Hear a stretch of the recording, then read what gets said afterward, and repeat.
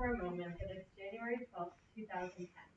You're walking back to your small suburban village outside of the Haitian capital of Port-au-Prince.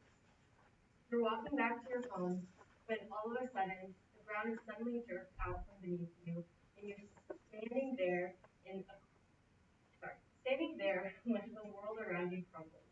Everyone is in a panic and confused. It will be years, if not decades, before your life returns to normal.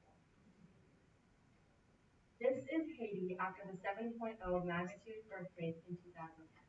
The country was left in shambles, and according to World Vision, about 2 to 300,000 people died, with not including another additional 300,000 people who were left injured, as well as 1.5 million people who were suddenly impoverished.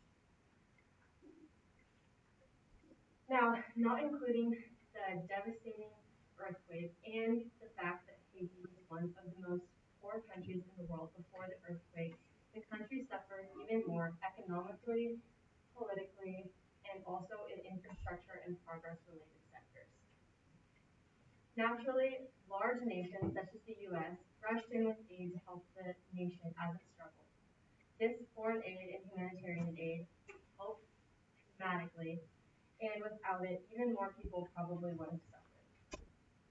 However, sorry, what not many people know today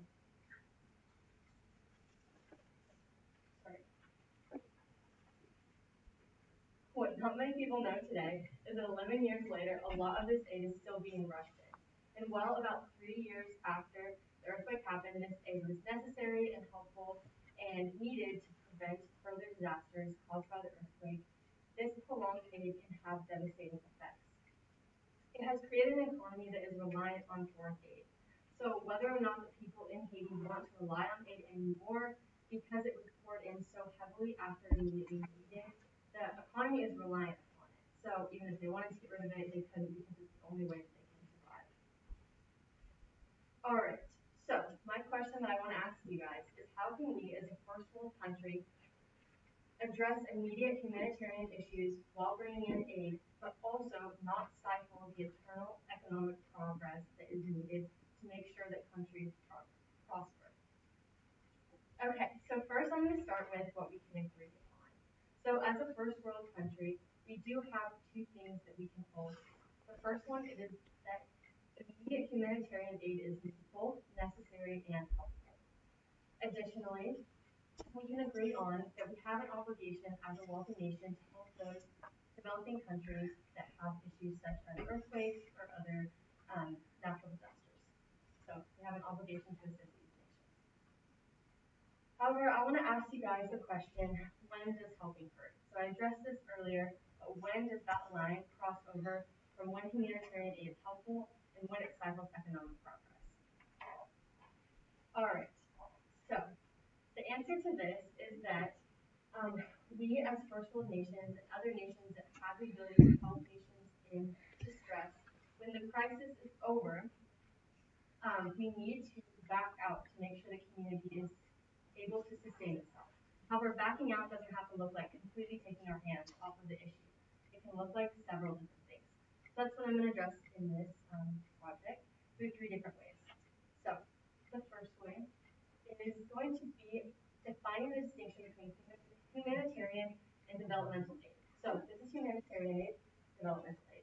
So first, to determine the distinction, I'll define both. All right, so this is according to the Humanitarian Coalition. This is the distinction between humanitarian aid and developmental aid, or they call it development assistance. So humanitarian aid is the short term, so this is the aid that would be brought in if there was a massive earthquake or a natural disaster, something like bringing in food, supplies, medical assistance, things like that.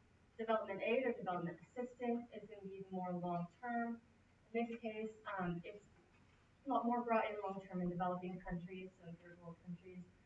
Also, it responds to systemic problems, so they'll probably involve themselves in economic issues or political issues. However, I'd like to propose the idea that when humanitarian aid crosses over into development aid, this is when major countries need to back out. All right, so a quote by the Washington Post. Quote by the Washington Post says, this is from someone who lives in Haiti and is working with humanitarian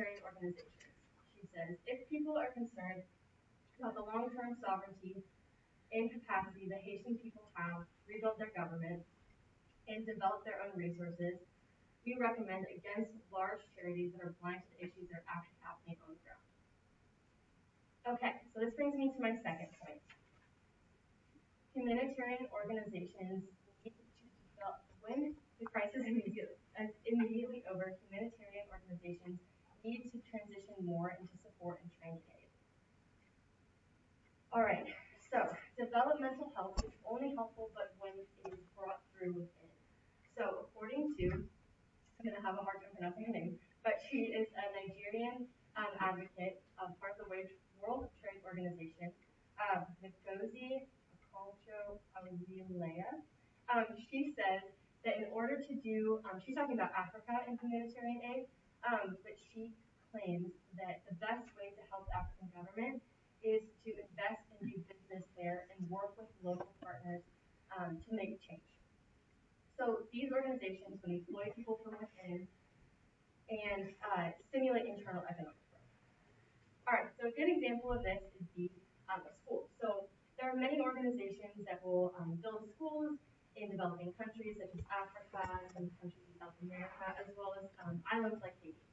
So a good example of this is a lot of these organizations will plant a school in these developing countries. They will build the infrastructure all based off funding they receive from the country they're coming from. They'll bring in American school teachers or missionaries and implement an American curriculum. However, a good way to combat this problem, because this takes actually a lot of jobs away from local communities and again starts that cycle of people being reliant on these resources.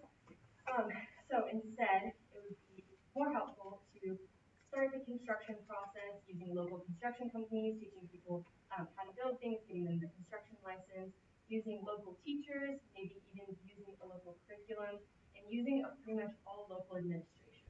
However, this doesn't mean that we can't support people from a distance or even while still being there, but it allows us to stimulate the internal economic growth and make sure that people have jobs and create an economy that eventually becomes self-sustaining. All right, so my last point. This is going to be that as a first world country, we have a diplomatic advantage, which should propel us to make systemic change with other governments.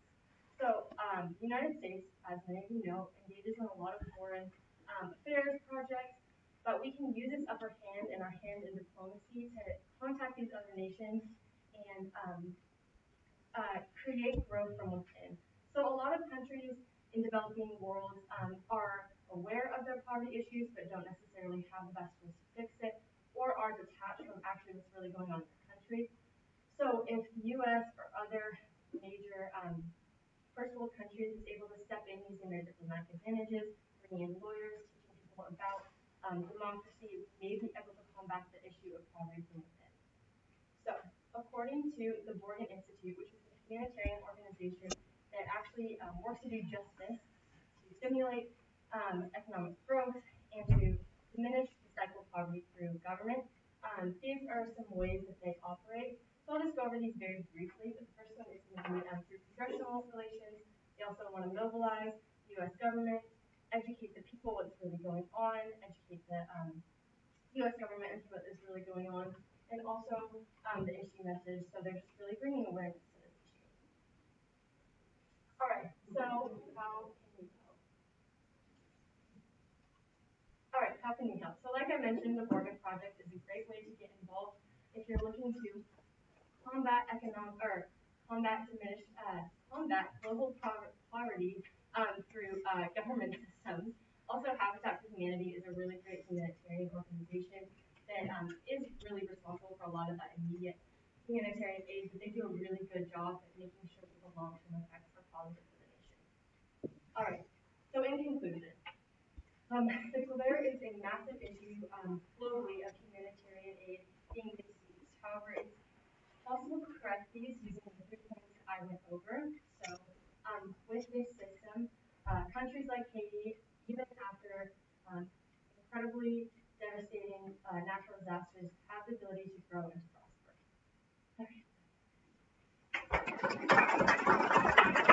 Good. You don't have a preview though. The delivery's pretty good. Just don't look at the slides. Sometimes you look at those slides a long time, Yeah. and just glance at them.